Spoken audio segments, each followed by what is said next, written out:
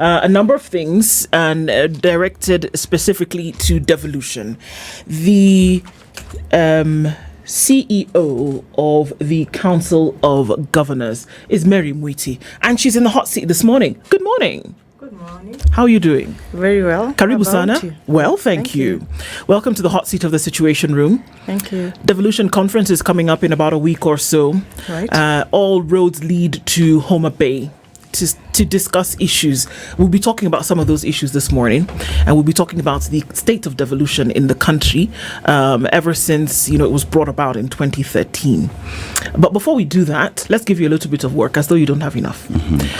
Dennis is going to share a proverb from one of the African countries, as we do every week, and we would like to get your interpretation of that. So the country is known as the Rainbow Nation, right? South Africa.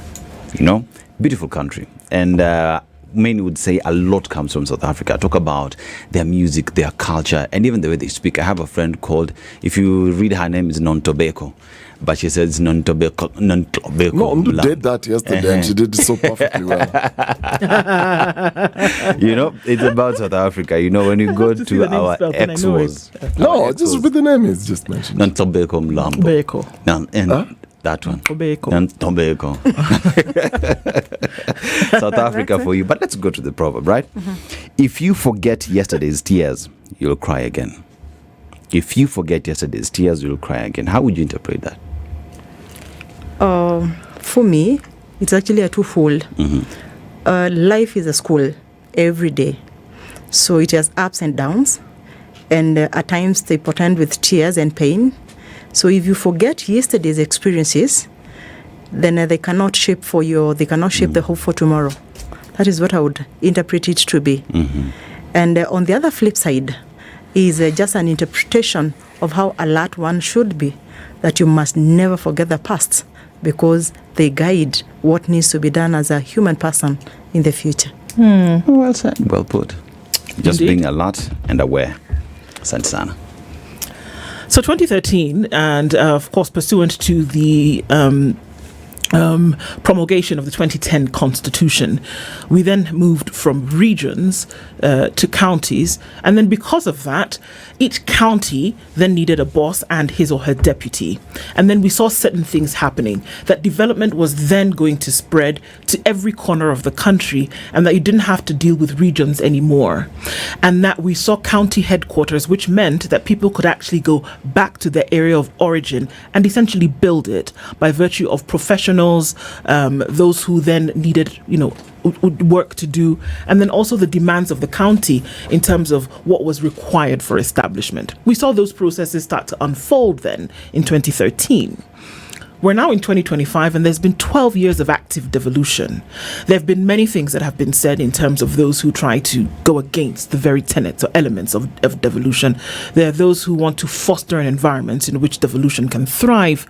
But then we take a step back every year, and there's a devolution conference where the actors of devolution, from county governors to their deputies to civil society to other arms of government, then meet in one place where they say, how can we do this better?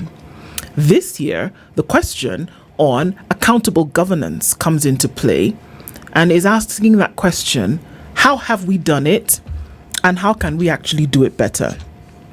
So let's do something that the movies do, whereby you get a trailer beforehand.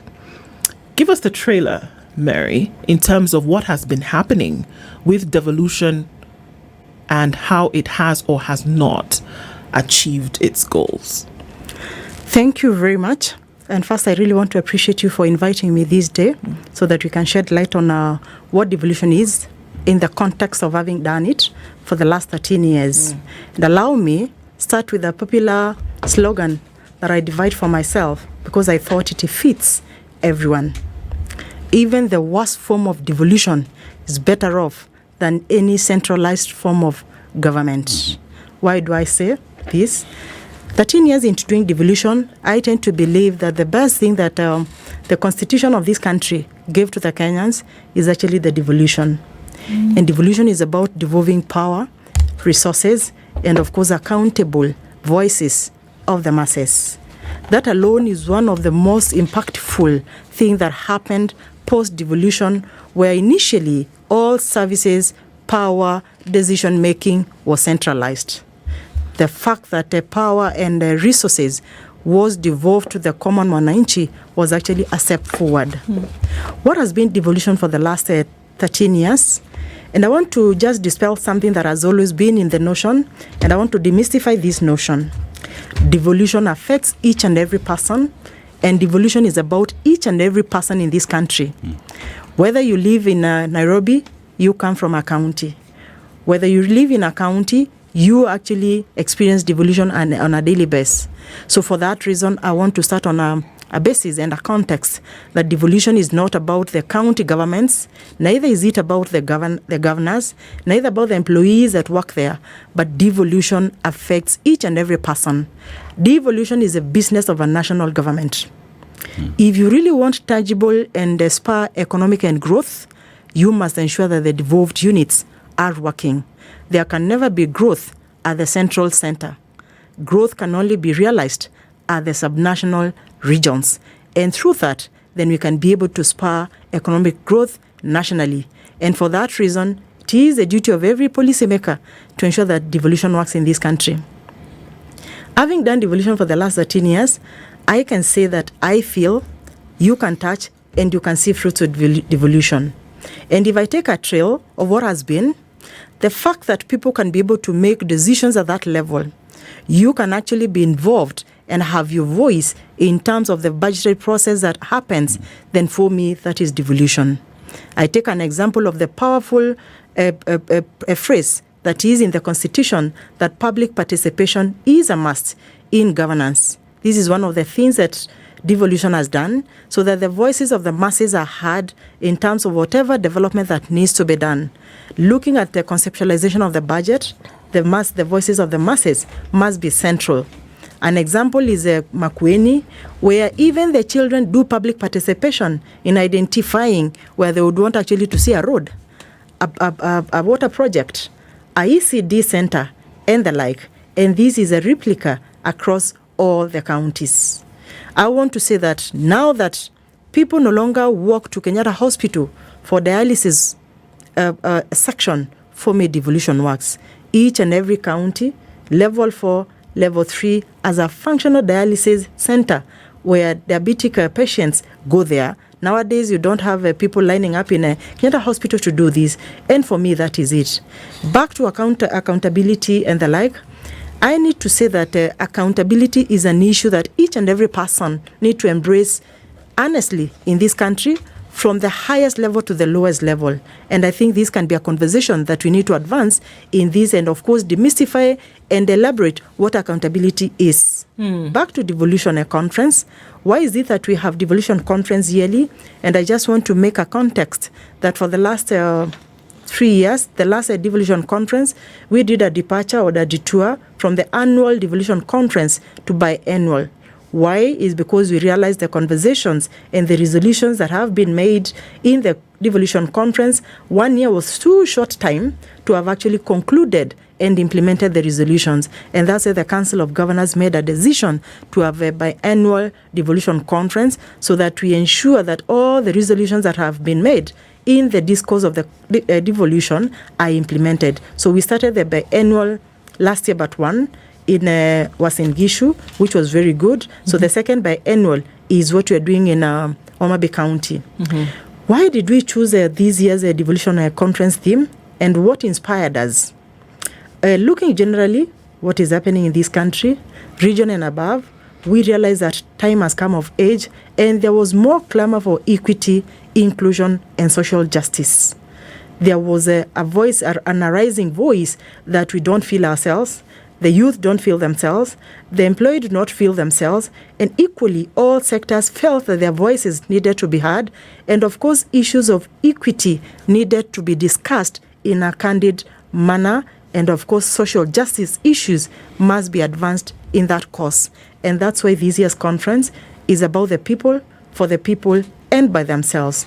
And this theme's conference theme is about equity, inclusion, and social justice. Would want the policymakers to sit down for the first time and listen to the masses. Would want the policymakers to sit down and listen to the voices of the youth. We would want the policymakers sit down and listen to the voices of the civil society, other institutions, development partners, and all other institutions that have done that. So in the context, we want to converge all people in Homa Bay on the 12th to 15th to generate discourse around equity, inclusion, and social justice. And one of the things that I want to pride ourselves in is that Devolution is a signature event that we thought could bring all the stakeholders in the country and beyond so that we can shape the agenda for devolution. And I want to confirm for the last 8 conferences that we've held, because this is the 9th one, this is the agenda that shapes the advancement and the implementation of agenda at the county level. So we talk about devolution. It is 12 years later, and one would say the whole purpose of devolution being there is so that Kenyans would feel that they are in touch, that they belong in the governance structure of the country. And if we look at devolution for 12 years now, would you say that Kenyans feel as though they are part and parcel of the governance structure in the country, and that their issues, because we talk about public participation that is critical and core, do Kenyans buy the idea of devolution as it would be? Yes, and I want to say a very precise yes. In a scale of 1 to 10, I would give it a 7. Each and every Kenyan in this country, every citizen feels actually the dividends of a devolution. Why do I say this? The fact that you can interact with the highest level of authority in your county is actually an advancement in itself. Previously, I don't know, before, when the Moi eras and Kibaki era, you would actually wait for the president to come and stand by the roadsides so that you sing for them and see them. But nowadays, citizens interact with the governors at that personal level, and for that reason, the governors are able to identify with the needs of the locals from first hand. We say that the duty bearers in this country are none other than actually the governors and the people that work in the county. Because on a daily basis, remember, your clients are none other than the residents that you serve. For me, this is one of the things that I would say devolution is actually working, because the local person can walk into the highest office and be felt, be heard, and of course their propositions being taken. If you look at the 14 devolved functions, from health, agriculture, water, environment, early learning, and the like, I want to say that across all the 14 devolved functions, there are tangible transformation that have happened in all the sectors. And how do we do this? We do this through data grounding. Council of Governors does a State of Devolution Address, popularly known as SODA. State of Devolution Address is a retake of stock, a yearly stock of what has happened in all the sectors for the last 14 years. We delivered our State of Devolution Address on the 19th of July, and it is actually in our website, is in our Marifa Center, and you can see considerable progress since the advent of devolution. Allow me to talk about health. Health is a fully devolved function with only 2 functions left at the national government: policy and standardization. If you look at what was before, there was inadequacies in terms of human resource, and for that reason, that's why people would come all the way to Nairobi for purposes of advanced treatment and the like. But if you look at what is happening in the counties, the level 5 hospitals are fully equipped to offer services that are actually similar and at times even beyond what Kenyatta Hospital offers. For That's me, interesting. that is devolution. Yeah. It's interesting that you say that, because Dennis Aseto here, just last week, was in Garissa County. He was in Tana River County. I shouldn't speak for him. Maybe he can explain a little bit, and then maybe you can now share in terms of... Yes, so in Tana River County, to be specific, when we just having conversations with the locals, and one would say if you get a referral appointment, that one would need to drive 2.5 hours away to Malindi, and one would ask, if that's the case, then why isn't there a referral facility in Tana River that serves them? Why do I have to drive 2.5 hours away to another county to get the services, if at all health as devolved is working, as you're saying? One of the things that I would want to speak about is in terms of inequity in resource distribution. If you look at the population and, of course, the distribution of the counties, the shareable revenue is not equal. There are counties that are endowed and there are counties that receive the lowest actually share of revenue. The lowest is actually Lamu County, that receives partly 3 billion for all the devolved functions. So if you look at the prioritization of agenda for each and every governor, it differs. But I want to confirm 90% of each and every governor has prioritized health service provision. Okay. I may not be able to speak authoritatively about that simple case. Could be we still have inadequacies in terms of human resource and specialists. Doctors are not enough across all the spectrum. And for that reason, there's what we call inter-county agreements where like an oncologist is actually shared between 2 counties. And I tend to believe there's a schedule. So maybe if you really want an advanced service that the oncologist doesn't come maybe to Tana River, then they are forced to go to the next referral hospital. But these cases are being addressed as we proceed on. And for example, last week, we had 64 of medical doctors that were on postgraduate training in various areas, and I was very surprised and of course happy that we had oncologists that have been returned again back to the counties. So still we have a lot of challenges in terms of human resource and specialization, but this is work in progress. What was in 2013 is not what is today. An example is Wajir. Wajir had only 2 pediatricians, 2 specialized doctors. Right now they have over 360 specialized doctors. So for me that is devolution. Operating in Wajir or in from Wajir in other parts of the country? In Wajir County alone. You say that 90% of county governors have made health a priority. That's about 42 counties out of the 47. Now, when you say have made health a priority, what does that mean? Is it on their list, or can you go into these counties and see that if you needed to access health, that you would find that everything you needed was available to you? Why I say this is there's a policy direction that for each and every revenue share that is disbursed to counties, 30% on the minimum must be allocated to the health function. But is it? Yes, it is. Okay. I want to confirm today, each and every county allocates not less than 30% of the budget to health function. And for that reason, actually, not even 90. It's almost 100% because each and every county allocates not less than 30%. This is the highest budget for the devolved functions in each and every county. We have counties that are at actually 48% on the health function. And I tend to believe growth and development can only be realized if you have a health nation. And that's why we take it as a priority that you must have a health nation before you build roads and the like. And that's why we decided as a policy direction that 30% straight goes to the health function for each and every county. Mary, let's address the elephant in the room because you've given a very good summary and a highlight of from where we're coming from, why devolution is working. You stated 3 things. There was the devolvement of power, the devolvement of services, and decision making from where a local can go to their county office and have their issues addressed. When we talk about power, then you tie it into obviously politics and the economics of politics. What we have seen, and I just want to go straight into numbers, what we have seen from the Auditor General, for example, every time we have audit reports for every financial year, with all these priority areas, what we then have noticed is we've ended up creating, what we used to have was a centralized system of governance.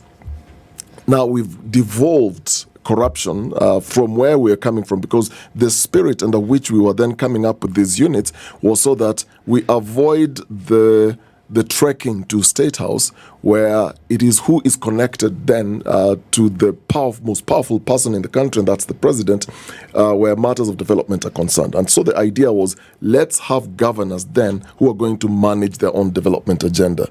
But then we seem to be rolling back to a situation where under the same leadership, where we've created sort of like mini presidents in counties, where beyond making decisions, then from what the Auditor General is raising, issues to do with unsupported expenditures. We have pending bills crisis in counties. We've got irregular procurement in many of these counties, and the numbers are there. Stalled ghost projects and all that, unaccounted revenue. And so we've ended up having a situation where we have very wealthy governors out of every 5-year cycle. So the question then is, if we were to devolve these functions to the county levels, can we also say that we also ended up devolving bad manners, corruption? And therefore, from what we see from a centralized perspective, all these things have gone all the way down to the counties. And now, currently, we are seeing the same governors again trickling back to State House, where they're meeting the head of state, and the push is, can I have development in my region? Whereas on paper, that is essentially what you're supposed to be doing in your own county. Okay, thank you very much. And I want to say boldly on this platform that accountability is an issue that needs to be addressed as a national concern, both at the national level and at the county level. And corruption must be called out, corruption in its actually entirety name. But before we do this, we need to put data to theory and, of course, to context. As we speak about corruption, and for me, I'm an advocate of prudence in governance because I'm a governance expert. But before we do this, Dennis and team, we need to put data to context, and so that we have actually clarity on what we speak about corruption and to what extent that corruption is. What goes to the county government is partly by constitution 15% of the nationally raised revenue. And this national raised revenue, the constitution prescribes that it will be based on the last audited books of account. Yes. The last audited books of account as it is right now for the DORA that was shared 2 months ago was 2021-2022. So we are still almost close to four years behind in terms of budgeting. Now, if you come to this current shareable, let me speak about this current shareable revenue. Against a budget, national budget of 4.2 trillion, the counties were given 415. If you look at the provisions and the projections, that's a 10.4% that has been cascaded or disbursed to 47 county governments handling 14 devolved functions. 90, almost close to 89%, is retained at the center. Last year, it was 387, which was actually partly 10% of the national raised revenue. So Dennis, as we even put this discussion to stage, then we need to have that context that whatever that goes to the 47 counties is partly 10.4 of the national raised revenue to advance the 14 devolved functions. We had a wage conference in 2024 that gave us clear statistics on what there is in terms of the allocations for the personal emoluments. And the wage bill conference told us 7.4% of the shareable revenue of the counties is actually goes directly to personal emolument. Give or take, even if it's 15% from the last audited account, then what remains for the devolved functions, the 14 functions, is partly 7.6%. So if we really have to speak about corruption, we must put numbers on the table. So it is a problem. It is a problem. No. What I'm saying is, when you talk about corruption, then we need to put numbers so that even as the Auditor General does her duty in terms of accountability and the like, then the nation needs to know the number of the resources or the actual resources that goes to development that is prone to corruption. Okay. 7.4 straight goes to PE. Nobody can touch that money. 7.6 is what remains for the 14 devolved functions. We're going to be genuine to speak about 7.4% of the 14 devolved across the 14 counties, whereas the center holds 90%, but nobody speaks about it.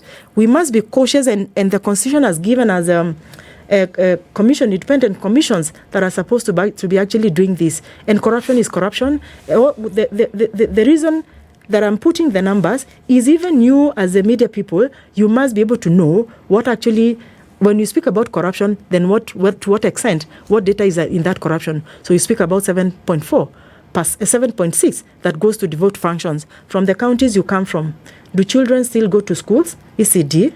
I tend to believe they do. If you look at what data was this year, counties have constructed in excess of 5,900 ECDs.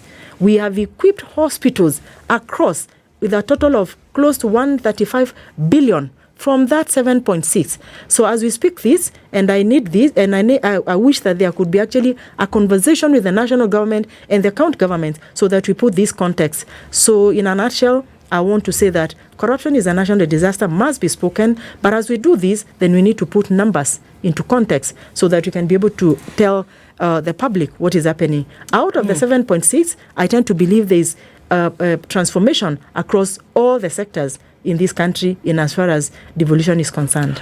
In terms of absorption, the Auditor General herself has talked about the fact that she has seen some issues in terms of absorption, in terms of then what has happened. And unfortunately, we've seen a number of governors up for impeachment or up by the EACC in terms of what they've done with funds. But let's look a little bit more at the Auditor General and her worry or the queries that have been raised in terms of how these funds are absorbed. Well, of course, we do know that counties have also been up in arms quite regularly from the Council of Governors, talking about the fact that the disbursement of funds is a hurdle towards actually seeing devolution live out. Because I cannot have a year of budgeting and then you open the window for which the funds come to me a month before the year ends. Exactly. Of course, my absorption rate is going to look pathetic at best. So, are we saying that from the centre, which you've mentioned, there is an issue and that we would see that devolution fails because of the rate at which funds are dispersed from Treasury? Despite the late disbursement of funds from Treasury, I tend to believe that counties have done a lot in terms of bridging the gap. But is it an issue, CEO? It is a serious issue because you can't talk about absorption without timeously release of resources. Those two cannot be put on one table. If you talk about absorption, then you must live by the tenets and the principles of the Constitution, which spells out that each and every month, 15th specific of each year, subsequent month, then disbursements must be done to the counties. What have we seen lately is even 4 months delays in terms of disbursement to counties. And for that reason, you cannot commit what you do not have. And remember our accounting principles that has, we are now moving from cash to accrual to cash basis. I tend to believe this is going to change the narrative. But before, it was accrual basis of accounting. You could not account for what you have not spent. And for that reason, if there is delay in disbursement for 4 months, then you have nothing to absorb. But what have we seen with the independent commissions? When the disbursement is done today, the next day, the control of budget releases the report on absorption of resources at the account level. If your start of resources for 4 months, where would you commit from? I think is a question that all of us, whether you're an accountant or just a layman, then can be able to explain. So we cannot put the context of absorption without addressing the issues of timeously release of resources to the county governments. And I want to confirm that counties have suffered ordinance delays in terms of these releases, because you realize that in a household, you have people that are working for the national government whose salaries are never delayed, even a single day.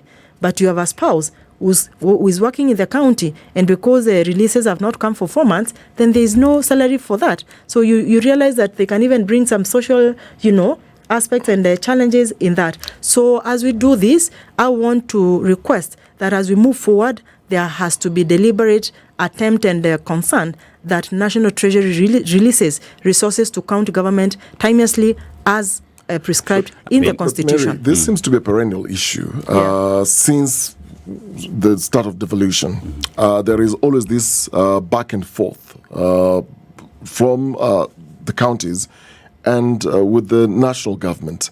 at the Council of Governors level, have you then considered either legal or institutional reforms that then will ensure that we have a timely, predictable funding for counties? Because this has always been an issue, and governors keep saying, we call for Treasury to do this, we are calling on the national government to release funds. It's almost like begging, but it's in the Constitution. Very true. So at the Council of Governors, when you're having these discussions, are you then looking at, like I said, going legal, or then instituting reforms to make sure that you have timely? To be very honest, and from where I sit, I'm not an accountant, but once a budget has been passed, there is allocation for each and every sector. Mm-hmm. And if there is that commitment, then I don't see the reason as to why National Treasury should not be releasing resources to county governments timelessly. Because why do we do budgeting? We do budgeting for purposes of predictability, not a knee-jerk reaction. So if you have set aside 415 for county governments, and our schedule has been attached when you're passing a DORA, then I don't see or have a reason why National Treasury should be delaying a disbursement to counties. And for that reason, that's why we say there has to be commitment by the national government to actually uphold and ensure that devolution works. You have asked whether the Council of Governors would consider a legal provision. First and foremost, the Constitution allows for 3 C's: consultation, collaboration, and cooperation in all activities, because as much as we say that devolution, we have 2 levels of government that are distinct but interdependent. We have had this conversation over and over again, and I want to confirm that there are court pronouncements in as far as timely disbursement is concerned. You see, but and the courts have actually pronounced that by every 15th of the subsequent month, then counties must be able to receive their monies. But they don't. You know what happens? We have this big brother syndrome across this country. That they have the power of the purse to do whatever they want. Do you get reasons why they delay? We are always told that the fiscal space is constrained, which I don't think so. And I can't say that there is tentative explanation why there are delays in terms of resources. And that's why I'm saying that we must be able to put institutions to account. If a budget has been passed, the only issue for the National Treasury is just to disburse. And that's why we've called for reforms for the National Treasury not to be an entity of the national government, but a National Treasury that serves the 2 levels of government. So because if there are limited resources, then what happens at the National Treasury is that the other arm of government is touched so that they can fund the national government functions. So I think there's still a lot that needs to be done, and of course reforming some of these institutions so that they don't become just an institution that serves one level of government. And I said, for development and spurring of economic growth, then you must ensure that the lower levels is working. So when you talk about utilization of funds and the delay of the same, one thing that we've seen take place for a very long time is at times counties almost grunt to a halt, and usually you have the IBEC meetings chaired by the Deputy President that in one way or the other open up the opportunities for counties to continue operating. But then even while at it, the President will be there. Perhaps one would hope these are some of the conversations that he would address. Are you having this discussion with the President as the executive in terms of ensuring that Treasury, because the appointing authority, releases these funds? But that notwithstanding, there is also the issue of on-source revenue, and the counties have been accused of not collecting up to par, because they're talking about counties should collect around 260 billion based off reports, but they're doing around 100 billion. So why aren't the counties collecting as expected of them, and how then would we tweak all these open taps and ensure that counties themselves are able to operate with funds that they collect themselves? Thank you very much. One of the things that I want to say is putting systems and structures for the last 13 years is not an easy thing. It is a continuous process. We have national government that has existed for the last over 60 years, but still we hear shortfalls in terms of revenue collection by the collector, that is the KRA. So what do I want to say? What do I want to say is we have systems, continuously growing systems and structures that would be able to ensure that we collect revenue as envisioned. And I want to say one of the areas that will bring to cushion the deficit from the shareable revenue is actually own source revenue. We have counties that have already fully automated their services, and you've seen considerable growth in terms of revenue share. As a specific county is Murang'a, that has fully automated their services. And from 300, right now they are collecting 1.3 billion yearly. Many counties are actually in this trajectory. And if you look at our state of devolution address, we have actually enhanced own source revenue by 18%, which is a growth over a year. And I tend to believe there's a deliberate attempt by all the counties to ensure that there's enhanced collection of own source revenue. So this is still Denny's work in progress, and I want to say that 13 years into doing this, you know what it is actually in terms of setting systems and structures for the government. So there's still a lot that needs to be done, but then counties are deliberate. I can confirm by the state of devolution address that at 18%, it's considerable actually progress from what was. If you look at Homa Bay County, they've done extremely very well in terms of own source revenue. And that's why we have at the Council of Governors knowledge hub that is called Marifa Center. Marifa Center is a knowledge hub in this region and beyond that is housed by the Council of Governors. It's actually a product of the Council of Governors where we document these best practices, ensure that we replicate the same in all other counties. Some of these transformative change that you are seeing is actually out of this. So this is something that you are championing over and over to ensure that counties are able to generate enough resource revenue, own source revenue, and of course be able to seal all loopholes for purposes of ensuring that we raise the same. But as I said again, timelessly release of disbursement is something that would call out over and over again until they hear, so that we can be able to serve all the citizens of this country equally. We do not have people that prescribe to the national government and county governments. We all serve one person. Indeed.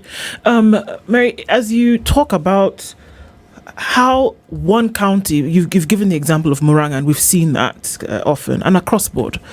So a structure has been set up and it's been followed. And maybe we'd be able to point out 2-3 other counties that would then be the best performing because they have the structure. But then why can't we see this replicated across board? So it doesn't seem to me like it's a structure issue. It seems like it's a personality issue. Who is driving the development or devolution agenda at the counties matters.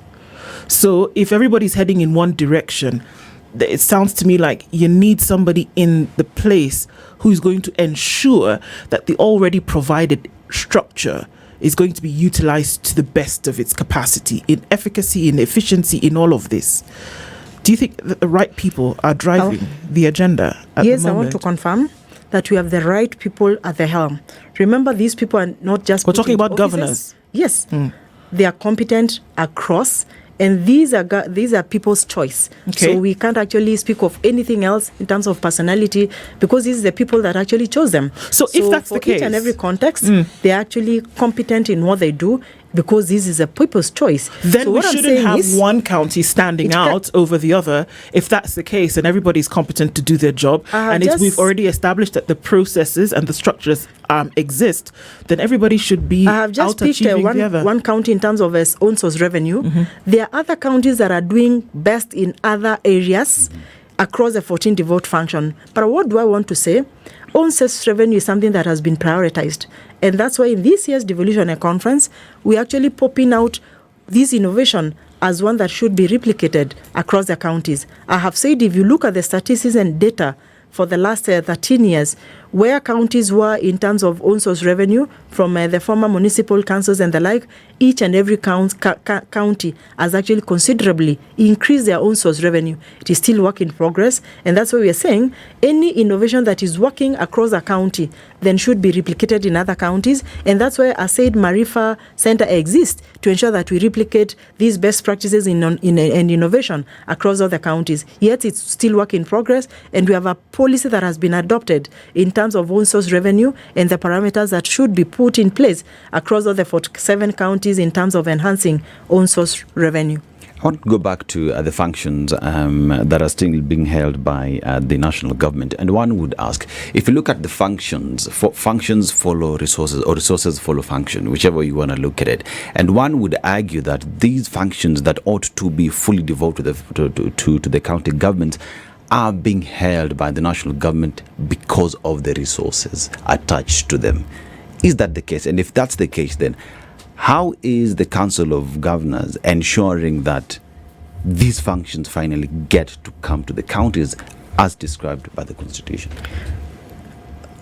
You know, this country actually operates within principles and tenets of the Constitution of this country. It is extremely very explicit on how functions, resources must follow functions. 13 years into doing devolution, I don't see the reason as to why the national government should be holding functions at the center, whereas we have functional 47 county governments. There was a transfer of functions on the 16th December 2024, but what we are seeing right now is all those functions that have been devolved by a gazette notice on the 16th, their resources are still being held at the national government. Then you ask the question back, why would you devolve functions and then you retain resources at the center? And that's why I said that there has to be a candid conversation about actually devolution and, of course, advancing the same. If you look at our clamor for this DORA, we had actually gone ahead and done kind of an analytical survey in terms of what these MDAs were holding in as far as those devolved functions are concerned. And that's why the Council of Governors proposition was you have to give us not less than 534 billion so that they actually account for the functions that were devolved, whose functions have already been budgeted for at the national government. We will continue doing this, but remember, the formulation of this country in terms of resource allocation and the like lies with the National Assembly. They have actually the power of the purse. So they allocate resources depending on how they view perception and, of course, in terms of, I don't know, the parameters that they use. But if you're genuine enough, because one of the things that I keep on saying is politics has come of age. We have governors that are MPs, and you will be shocked and surprised the stories that they give us. When issues of county governments were fronted in the National Assembly, they would jump and say that there are no resources that we are transferring again to the counties and the like. So now that we come full cycle, then we need to be able to actually pass laws that are for posterity and not prescribing us at that point. And of course, ensuring that in terms of resource allocation, because the Constitution is very clear, then we look at it holistically so that you're able to allocate resources equitably so that each and every unit is actually accommodated and resourced equitably. And that's why this year's devolution, we would want to talk about the third day, financing for equity and inclusion. To what extent do we have these institutions allocating resources equitably? Because if you look at what is happening, issues of unemployment, issues of unequal distribution of resources, economic disparities, climate-led vulnerabilities, all these requires resources. And we cannot have a conversation around equity and inclusion if we do not have a candid conversation about financing equity and inclusion. And that's why I would call out everybody in this country to register for this year's Devolution Conference so that we can have this candid conversation coming out from the people and not from the policy makers. I said that this year's conference is actually a conference with a difference because the side events are partner-led, not government-led. And that's why the first day, we will be talking about issues of good governance. To what extent is public participation taken to what extent is civic education advocated, and of course ensuring that we speak about tenets and principles of good governance in advancing devolution. Number 2, day 2, we will be talking about human rights and social justice. We would want to know the extent and to which civic rights and political rights are actually embraced in this country. To what extent social rights are advanced in this country, economic rights, and the like, so that we can be able to have candid conversation about social justice holistically from the voices and the masses of the voices of the masses. The third day, we will be discussing issues about financing equity and inclusion, where we'll be candidly speaking about equitable allocation of resources. Why do we still have marginalization this time and age? Why won't we have resources that are actually transferred according to the areas, and of course to be able to generate economic growth across all the corners, because all of us believe and of course are citizens of this country. So this year's devolution conference is a conference with a difference, because the policymakers will sit down and the people, institutions, private partners, civil society will speak to us in as far as the context that I've given is concerned. Yeah. All right. What are we expecting on coming back, even as we wind down this conversation? Because usually we go for conferences, we sit down and we have the conversations, but then you have to go back essentially to the office and get the work done. What's to guarantee that these things that will be discussed will actually be implemented fully? I want to confirm for the last 8 devolution conferences, I said, because this is not actually the activity of the Council of Governors, we just stage ourselves as the horse that champions this.